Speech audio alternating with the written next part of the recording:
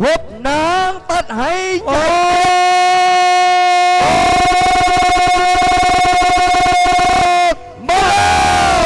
งานบุญทรงเงือประจำปีพุทธศักราช2568อยู่ที่บ้านน้ำเงียบเมื่อเบิงคูสิงสนันเลยมาเป็นการพบกันระหว่างสลามไซรัศมีน้ำโชคปอกกระโซแขวงมาพบกับนางตัดหายใจเพชรบ้านคุยอุดมอยู่เบื้องวังก็คือทหารแขวงไก่เอ้ยไก่ทองไล่เบียดไล่เช็ดไล่สีกันมาเลยสลามไซจะปิดกองเฮือเก่งได้หรือบ่ได้ตอนนี้ต้องมามัดใจตรัสให้ใจเพชรตอนนี้ผู้ขี่สู่ขี่ปารถปลาไหลหนีไปให้ไกลผู้ยิงถือผ้าผู้ใดไปตั้งทรงความดันตอนนี้ออกไปเลยเอาเล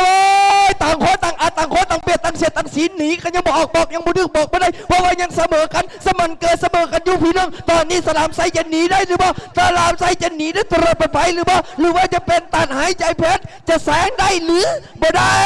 หายใจเพชรจะแสงได้หรือบ่ได้เอาละเว้ยหัวพายได้เปิดระเบิดเปิดเปิงไซจะ1.2อย่างที่3อย่างที่4พิจารณาจะ6มาเบิ่งว่าตอนนี้สลามไซหนีละเว้ย30 เมตรสุดท้ายก่อนเขาเส้นไซจะเป็นสลามไซรัศมีน้ำโชคจะแสงสลามไซจะแสงสลามไซจะแสงสลามไซจะแสงสลามไซแสงแล้วก็บายก็เกี่ยวหอมแก้มจุงคอกันเข้าเสียใช่ขอเสียงปรบมือให้ครูสิงห์ชนะเลิศด้วยนั่นก็เป็นทั้งหมดทั้งมวลการแข่งขัน